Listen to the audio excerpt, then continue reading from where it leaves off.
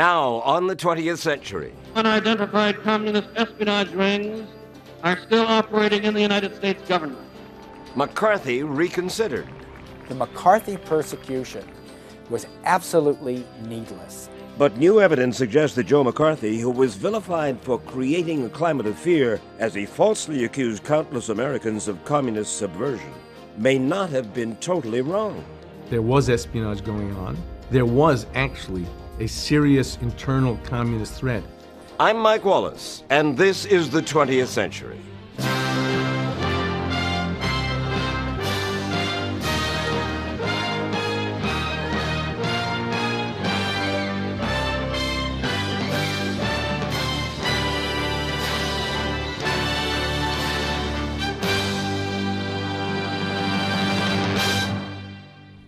The early 1950s were a dark time for many in America.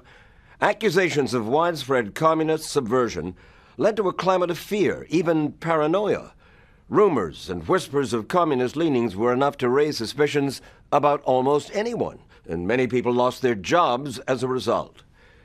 It was called McCarthyism, named such after the most controversial public figure of the period, Senator Joseph McCarthy. We simply cannot play the game of being nice to communists. There will be no lasting peace so long as the communist conspiracy survives. That was how Joe McCarthy operated. In a few short years, he built a career on cleaning out, as he put it, communist traitors who were secretly at work in the U.S. government. Did you solemnly swear to tell the truth? A Republican, the junior senator from Wisconsin, he used his chairmanship of the Senate Committee on Government Operations as his springboard, often blending his questions with smears. Do I understand you have never paid any money to the Communist Party? Is that correct? That's right.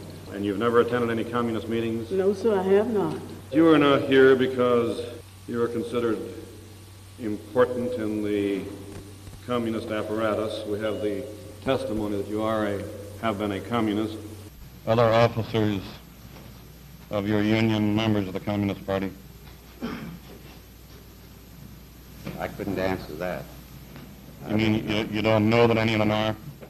McCarthy was certainly not the first public official to go after so-called Reds in sensitive positions. FBI Director J. Edgar Hoover attacked communists before and then after World War II. Communism in reality is not a political party. It is a way of life, an evil and malignant way of life. Americans, in fact, had a complicated relationship with communism. Many joined the Communist Party in the 1930s, believing it to be the best vehicle for social progress, and the Soviet Union was their model.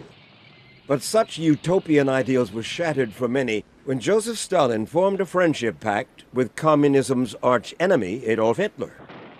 But then came World War II, and the Soviet Union fought as an ally of the U.S. But that alliance changed dramatically almost as soon as the war ended. The United States came out of the Second World War in a paradoxical position. It was without question the most powerful country on earth for the first time in its history, but at the same time it felt itself imperiled by a rival power, the Soviet Union. The connection between American communism and the Soviet Union began to make it appear to many people that communism in this country was some kind of threat. The Communist Party of the United States is a fifth column, if there ever was one. It is far better organized than were the Nazis in occupied countries prior to their capitulation. The House of Representatives Un-American Activities Committee, first established in the late 1930s to counter a domestic threat from Nazism, turned to uprooting the perceived communist menace within the United States. With a sure political instinct for publicity, its members picked the high-profile industry of motion pictures to investigate. In 1947, congressmen began hearings on alleged Soviet subversion in Hollywood. Mr. Stripling, the next witness. The first HUAC witnesses were famous, friendly, and eager to please. I have never read Karl Marx, and I don't know the basis of communism beyond what I've picked up from hearsay. What I've heard, I don't like it. They've been hiding behind the labor setup. They get themselves closely tied up in the labor thing so that if you try to get rid of them, they'd make a labor case out of it. Then came the so-called unfriendly witnesses. The question is, have you ever been a member of the Communist Party? I'm framing my answer in the only way in which any American citizen can frame his Then answer you denied, to a question then which you, invades his, absolutely invades then his you right. denied, you refused to answer that question. Is that correct? John Howard Lawson refused to answer the question, are you a member of the Communist Party? Or have you ever been a member of the Communist Party? And other questions. In the end, 7 screenwriters, 2 directors, and 1 producer refused to answer the committee's questions. They became known as the Hollywood 10, and all of them went to jail for contempt of Congress. We thought that we had a right to believe what we wanted to believe, and even though I wasn't a communist, I thought it was a matter of principle. But most of Hollywood buckled under the pressure. More than 300 writers, directors, and actors, informed upon by colleagues as suspected communists or having communist sympathies, were blacklisted and put out of work, causing lasting bitterness in the industry. Some of my friends and colleagues, blacklisted people, won't talk to people who were informers and maintain this attitude to this day. From the glitz of the movies, the committee moved on to the grit of espionage.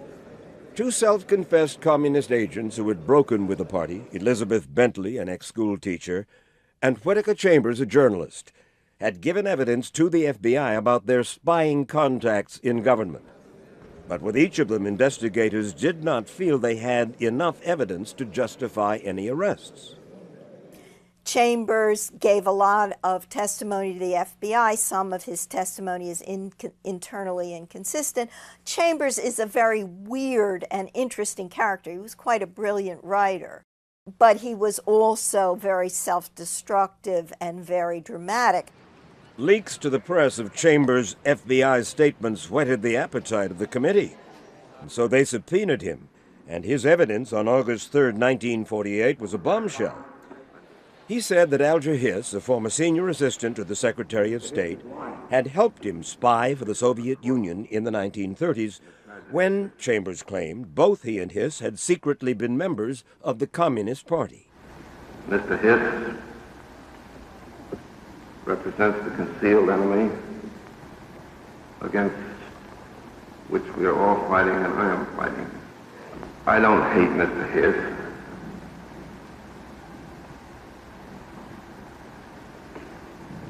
We were close friends, but we are caught in the tragedy of history. Alger Hiss, a brilliant graduate of Harvard Law School, had clerked for Supreme Court Justice Oliver Wendell Holmes before embarking on a glittering career in government. He firmly denied Whittaker Chambers' claims. I am not and never have been a member of the Communist Party. I do not and never have adhered to the tenets of the Communist Party. Hiss had a patrician style, and as a rising State Department staffer, he had accompanied President Roosevelt to the Yalta Summit Conference. A great many people found it very difficult to think that someone like Alger Hiss, from a WASP background and elite educational background, could be a spy. But Whittaker Chambers had an ace in the hole, a precaution he had taken when he broke with the Communist Party and stopped spying for the Soviet Union. He took with him the last batch of documents, confidential documents he had received from his various contacts in the government. 10 years later, when he gave his testimony against Alger Hiss, and Hiss denied all of Chambers' allegations, even the mildest of them, and threatened Chambers with a slander suit with a fairly high price, $75,000, a lot of money 50 years ago. Chambers then delivered the documentary evidence. Chambers led committee investigators to the evidence, concealed in a farm he owned. The document's bizarre hiding place led inevitably to their being called the Pumpkin Papers. In the latest sensational turn of the Red espionage probe, the Maryland farm of the magazine editor becomes the focus of attention. Of particular interest is the pumpkin patch, which provides the hiding place for the crucial document. Nestling innocently in the patch is this pumpkin, which gave concealment to the filmed copies of the papers. Congressman Richard Nixon, who had vigorously questioned Hiss in committee, seized on the microfilm material. With the committee counsel by his side, Nixon called a news conference. I am holding in my hand a microfilm of very highly confidential, secret State Department documents. These documents were fed out of the State Department over 10 years ago by communists who were employees of that department. Eventually, the complicated case wound up in federal court, where Alger Hiss was convicted in January 1950 and imprisoned, not for espionage, but for perjury in denying that he'd spied. The case remained controversial as Hiss and his many defenders strenuously maintained his innocence until his death in 1996, and some supporters continued their defense even after his death. Hiss seemed to represent the very best that establishment liberalism had to offer. So as a liberal, as a right-thinking, high-minded liberal, one's impulse was to deny and then to protect and defend, to close ranks around Alger Hiss. At the time, though, Alger Hiss's defenders were almost drowned out by the anti-communist crusade launched by the junior senator from Wisconsin, Senator Joe McCarthy. That story when the 20th century continues.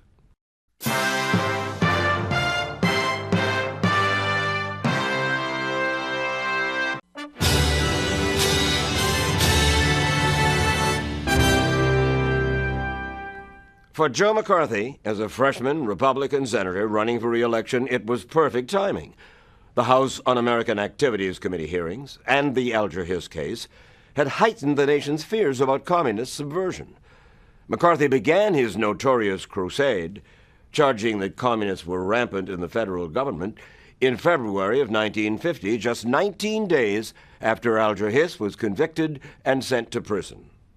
I have in my hand a document which I've never used before. McCarthy was the supreme fraud and charlatan of all times, which is remarkable because he was by no means that bright. But what he was very clever at, remarkably clever, was that innuendo, slander. McCarthy had watched the House Un-American Activities Committee investigation of Alger Hiss propel Congressman Richard Nixon to sudden prominence, but McCarthy himself was languishing. He had been named America's worst senator by a poll of correspondents and was worried about his chances for re-election. He desperately needed a rallying cause that would resonate in his home state and beyond. McCarthy came out of a rural or suburban Midwest at a time when it felt a mounting resentment that dated back to the early years of the New Deal against the liberal policymakers, the technocrats and bureaucrats. And McCarthy tied that resentment against government and Washington and the establishment itself to the specific danger posed by Soviet espionage. He said that the treason began at Harvard and Yale and at the State Department and the very precincts where our political culture was being supervised. As well as anti-elitism, McCarthy felt that he could rely on an even wider and more deeply rooted popular sentiment, the apparently timeless American fear of an enemy within. Throughout American history, we've always focused on some kind of internal enemy in the United States that is somehow eating away at American institutions. Back in the 17th century, there was this feeling that Indians were somehow destroying America. In the late 19th century, it was immigrants. And in the 20th century, it comes out to be communists. Though McCarthy instinctively sensed that blending paranoia about communism with Midwestern populism could bring him political success, he still had a problem. He was short on facts. At the time, journalist Jack Anderson was working as a reporter for columnist Drew Pearson. He came to me after he discovered the communist issue and said he had nothing and that he needed some help. and he asked me whether I had anything in my files. McCarthy's ambition was simply to raise hell, get reelected, get himself in the headlines. He said, I've got a hot issue. I think that we can push this issue, but I don't have anything to back it up. He didn't quite put it that baldly, but that was the sense of it. In February of 1950, Senator McCarthy, still lacking hard evidence, but armed with a clipping of a Richard Nixon speech and his own imagination, embarked on a weekend speaking tour. In Wheeling, West Virginia, he told a Republican women's club that he held in his hand a list of 205 Communist Party members known to the Secretary of State, but still working in the State Department. But he didn't know of any communists. What he knew about, vaguely, were security probes that had been conducted under President Truman and that had not resulted in the expulsion of every name that had come before the investigators. So he cleverly characterized those as remnants of the communist underground when he had no knowledge of this whatsoever. What Joe McCarthy apparently had done, and not even accurately, was to subtract the number of government employees who had been fired, or who had moved on, from the total number of people investigated. But by the time he changed planes in Denver on his way to Reno that weekend, the number had dwindled from 205 to 57. A Denver Post photographer took this picture of McCarthy rummaging through his briefcase in search, he said, of the revealing list. Once back in Washington, his number had grown from 57 to 81. What had always worked for him was hit and run. A speech in St. Louis today attacking the communists and giving out a list, 128 communists, and then you get on the plane or the train and you go to Chicago and you give out another speech and another list, and you're never there to answer the charge, and then you're on to Omaha and you give another speech and another number. He was always staying, in effect, one step ahead of the sheriff. Within a few months of his Wheeling speech, McCarthy had achieved his immediate goal.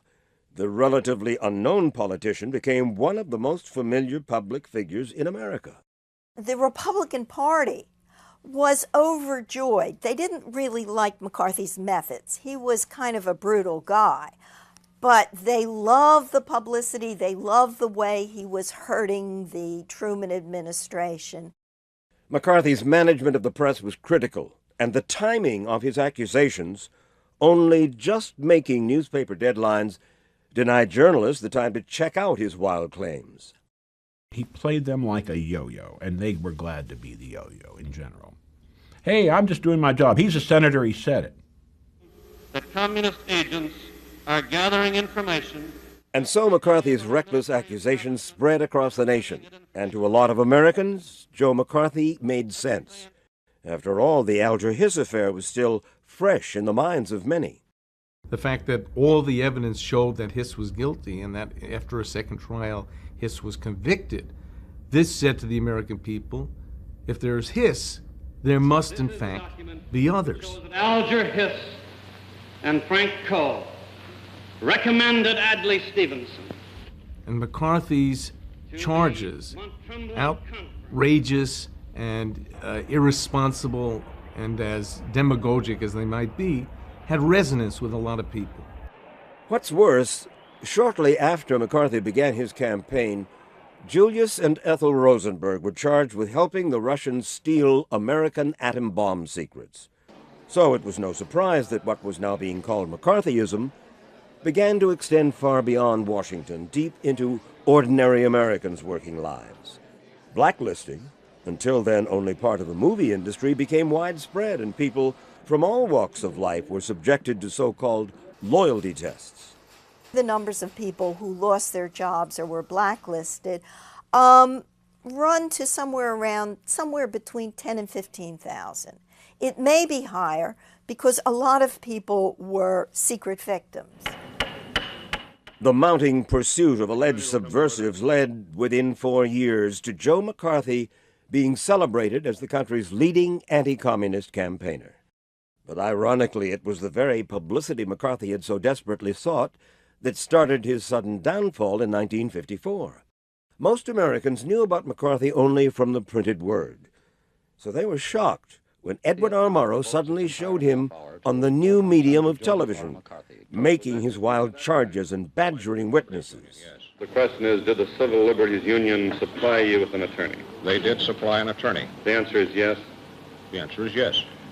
You know, the Civil Liberties Union has been listed as a front for and doing the work of the Communist Party. The Reed-Harris hearing demonstrates one of the senator's techniques. Twice, he said the American Civil Liberties Union was listed as a subversive front.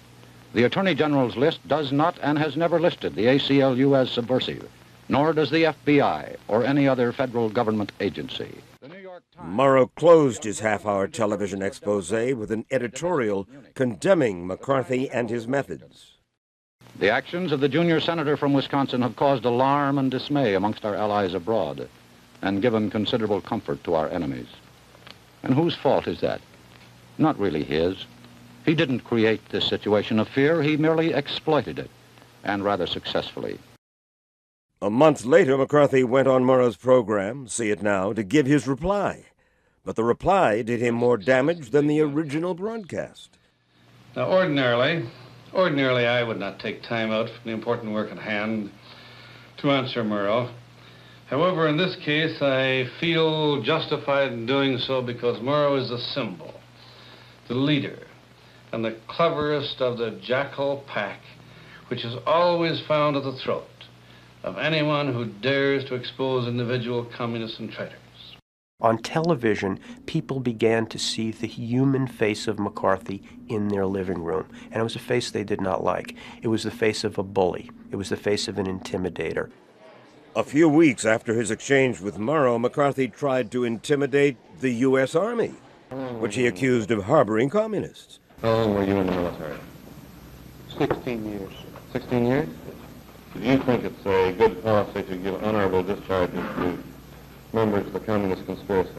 Millions of Americans sat glued to their television sets as McCarthy was skewered by the Army's civilian attorney, Joseph Welch. And if there is a God in heaven, it will do neither you nor your cause any good. I will not discuss it further. I will not ask Mr. Cohen any more witnesses. You, Mr. Chairman, may, if you will, call the next witness.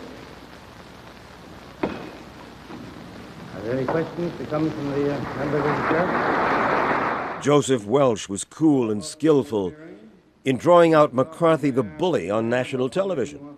McCarthy never recovered. The press that had created Joe McCarthy now cut him off at the knees. There was no such thing as a McCarthy story. Editors would actually tell the reporters, I don't want to hear about Joe McCarthy.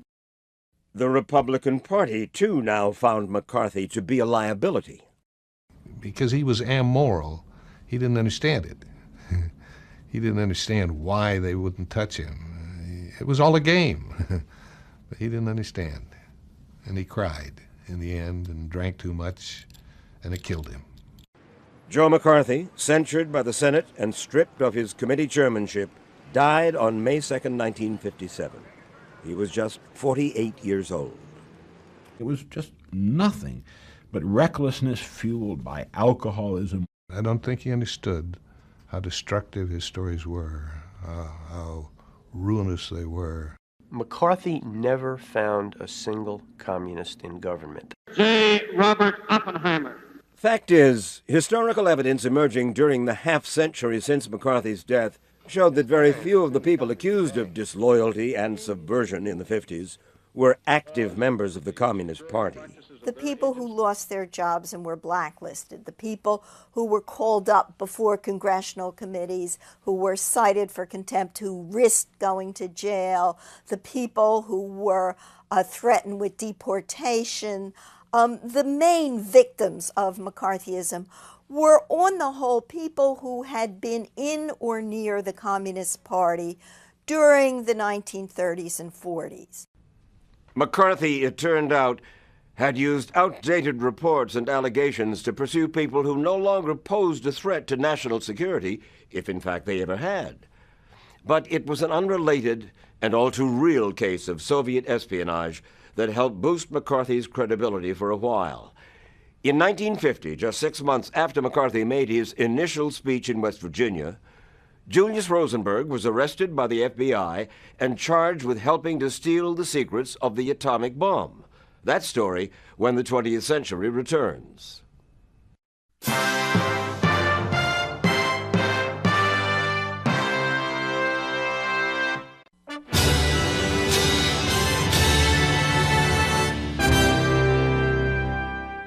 Against the backdrop of Joe McCarthy's crusade against communism, one case in particular came to convince many that there was a serious communist threat at work inside America.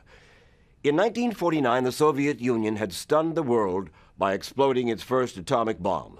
That single blast upset the global balance of power and shattered the United States post-war complacency. Americans wondered, how had those backward Russians caught up with America's brilliant atomic scientists? Americans soon had themselves an answer: espionage, treason.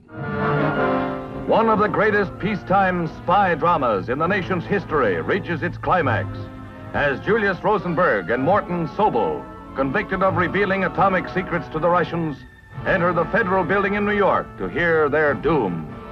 Another of the spy ring, Mrs. Ethel Rosenberg, who with her husband was convicted of actually transmitting the secrets to Russia through Soviet diplomatic channels.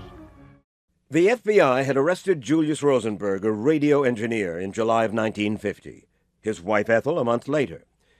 It was the culmination of a 5-year investigation that began when Igor Guzenko, a cipher clerk, defected from the Soviet embassy in Canada. His debriefing eventually led to the arrest of Klaus Fuchs, a German-born scientist working at Great Britain's Atomic Research Center.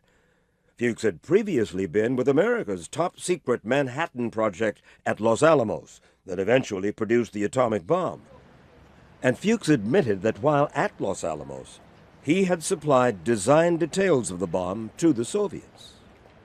Klaus Fuchs began to confess to what he was doing. He was living in Britain, and he confessed to Scotland Yard about what he did. The FBI began to become very interested in who his contacts were. Fuchs' contacts led the FBI to a former U.S. Army sergeant, name of David Greenglass. David Greenglass, Mrs. Rosenberg's brother, confessed theft of the secrets while stationed at the Los Alamos Atomic Project. He later became the government's chief witness in the prosecution of Sobel and the Rosenbergs. At the trial, David Greenglass's evidence helped convict both the Rosenbergs and their co-defendant, the electrical engineer Morton Sobel, of conspiracy to commit espionage. But since Sobel could not be directly connected to actual bomb secrets, he was given simply a prison sentence. Things were much worse for the Rosenbergs. It is a stern jurist they face in Judge Irving Kaufman. After administering a tongue lashing, he sentenced both Rosenbergs to death in the electric chair. After the Rosenberg sentencing in 1951, hundreds of protest rallies and demonstrations erupted at home and abroad. Many Americans, however, inflamed by Senator Joe McCarthy's anti-communist crusade, strongly approved of the sentences. All the same, Rosenberg sympathizers continued to protest right up until the time the Rosenberg couple were finally executed in 1953.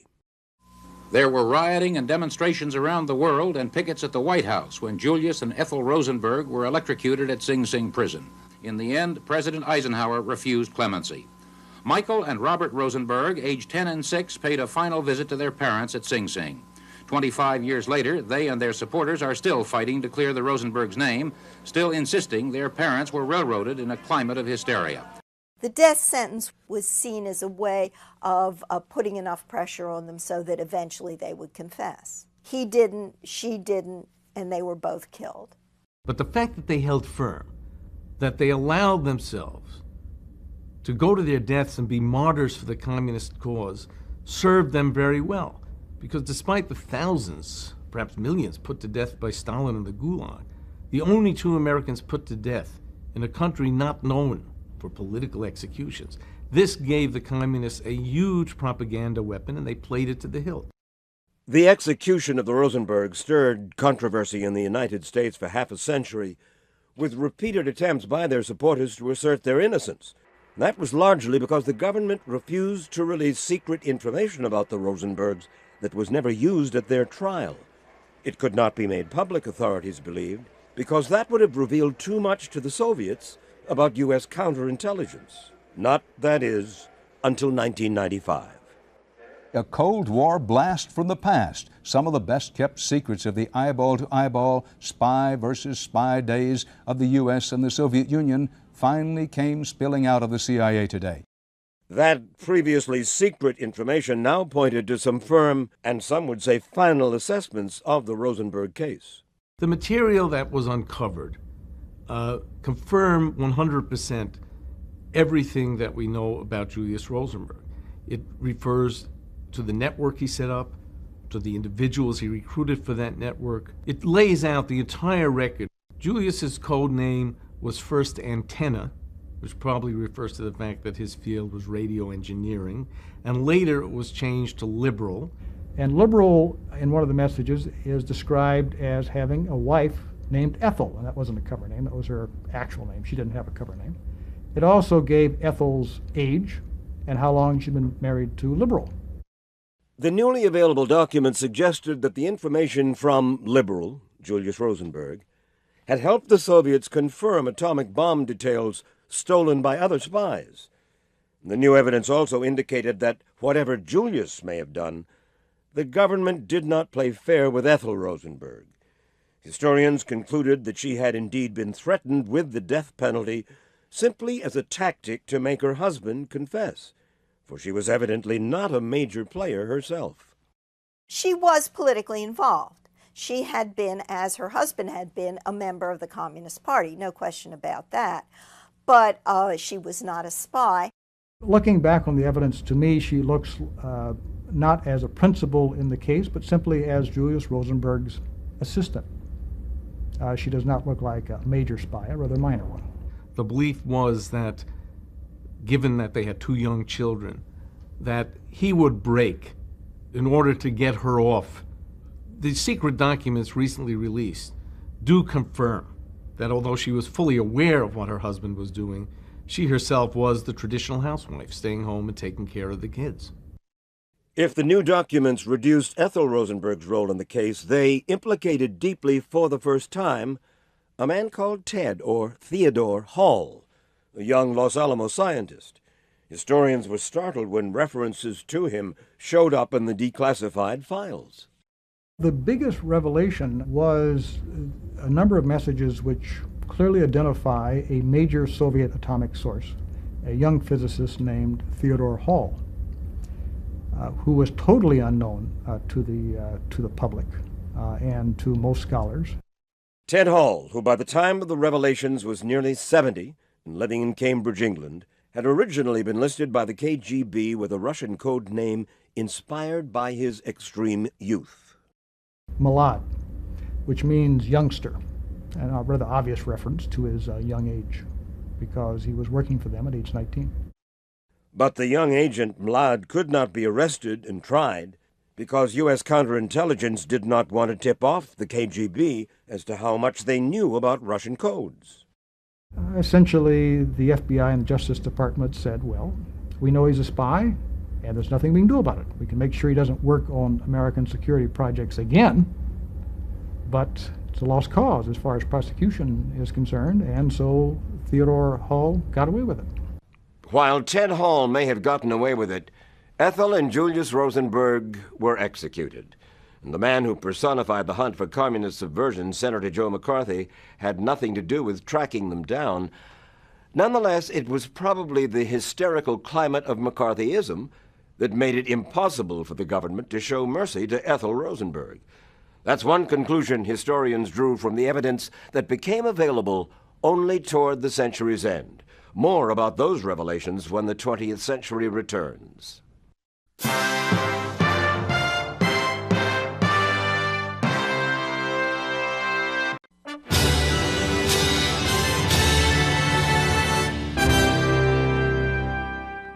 While controversy raged for 4 decades over the conviction and the execution of the Rosenbergs, and over the disputed guilt of Alger Hiss, there was also a softening of hostility toward the American Communist Party. Many party members, it was said, had been naive idealists or misguided romantics, but not especially dangerous.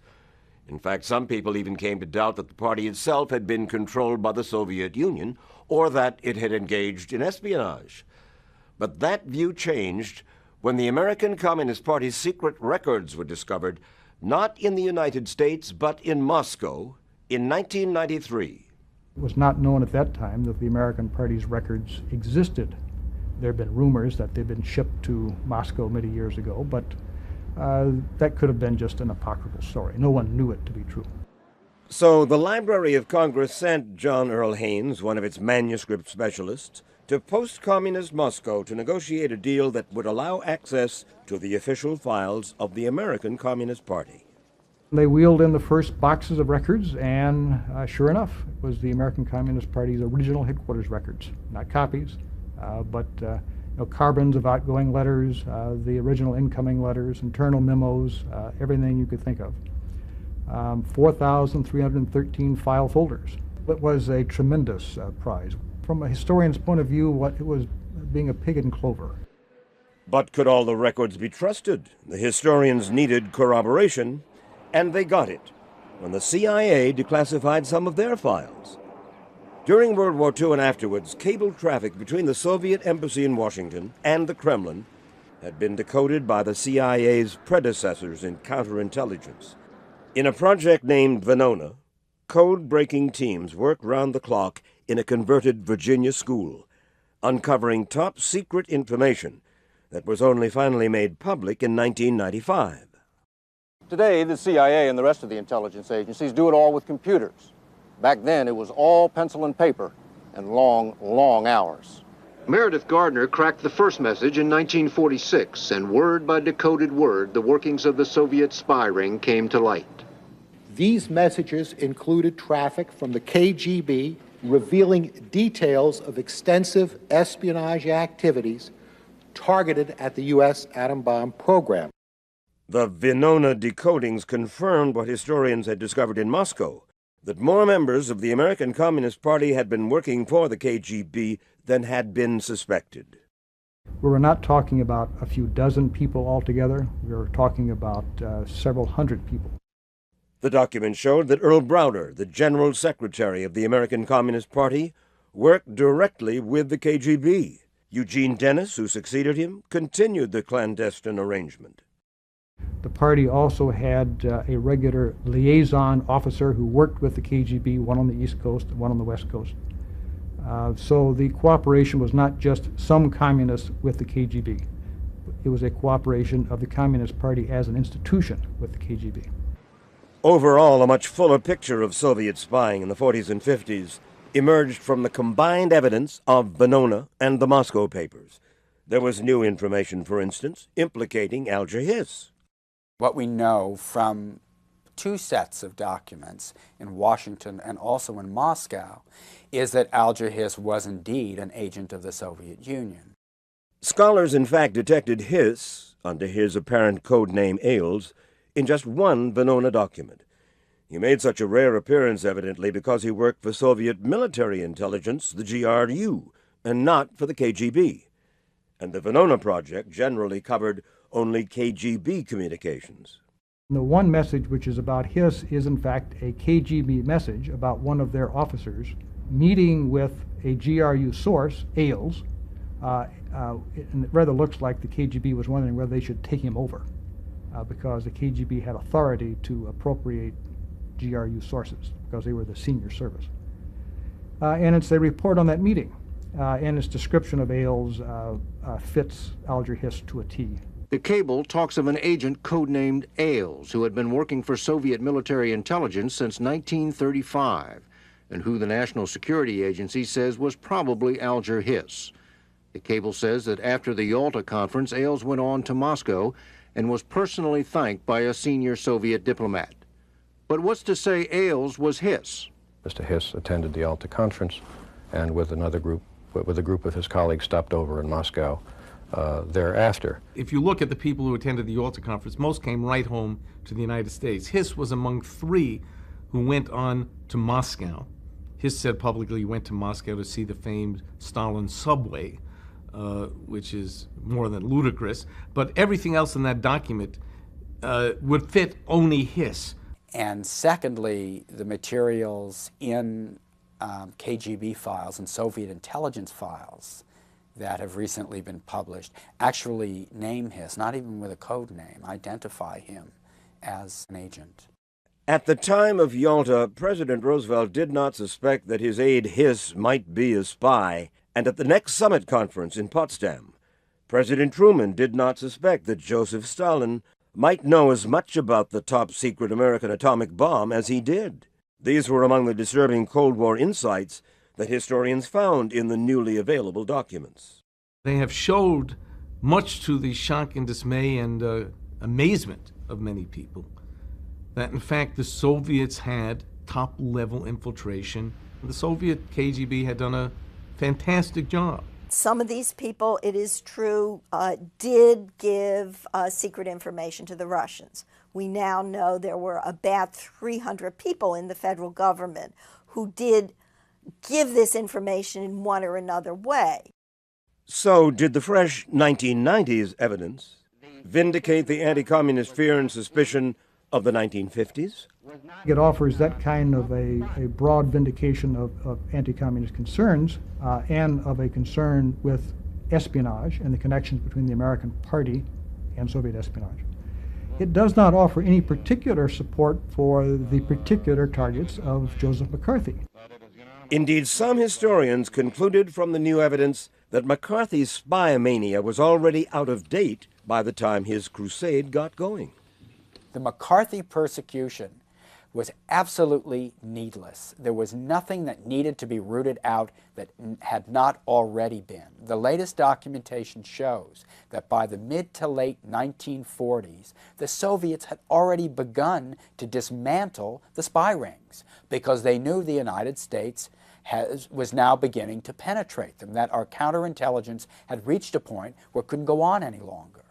So at that moment, the moment when the crisis had passed, for it then to usher in the reign of terror is maybe the greatest tragedy of the entire period. But other scholars were not so sure that the Soviet threat was already much diminished. I don't think they stopped their intelligence operations. From Venona, we have all of these other cover names of people who were not identified. We don't know who they were. And did they continue to work for the Soviets? Well, some probably did. Some of the ex-Soviet agents, KGB people alive at the time, say that in fact these people carried on their work virtually till the collapse of the Soviet Union. The new revelations caused some historians to go further, to suggest that Joe McCarthy himself may deserve a second look.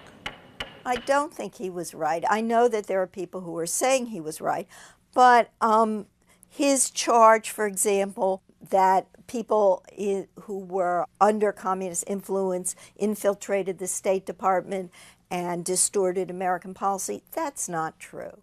Was it as repressive, as horrible a period as we seem to think? Was America really grasped by a reign of terror that it was the equivalent of the Soviet Gulag? Or was it something more mild with perhaps some abuses of justice, some false accusations, some people suffering unnecessarily? But what really happened? The revelation that many of the accused spies of the 1940s were in fact spies does not therefore mean that firing a university professor because 7 years earlier he had belonged to the Communist Party is just. It's still unjust. What you might call the revisionist consensus of the last 20 years is crumbling, and in fact I think pretty well destroyed. There is certainly room for a lot more research and for more scholarship. A new consensus remains a few years down the road. A new consensus may be a long time coming because the polemics surrounding that era can sometimes sound as fierce now as they were half a century ago. I'll have some final thoughts when the 20th century returns.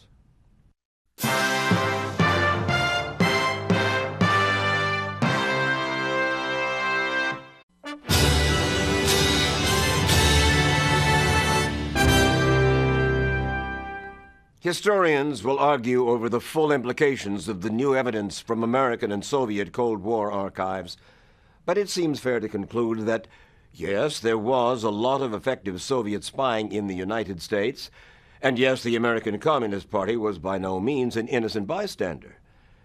Based on the new evidence, it also seems fair to conclude that Alger Hiss was guilty, and so were the Rosenbergs, though Ethel Rosenberg was probably unjustly punished with execution. What remains to be determined is the true legacy of Joe McCarthy. Even if historians finally decide that his wide-bore approach to rooting out communists actually may have hit a target or two, there were few who lived through that era when loyal Americans feared and mistrusted their neighbors who would want anyone to experience a time like that ever again. I'm Mike Wallace, and this is the 20th Century.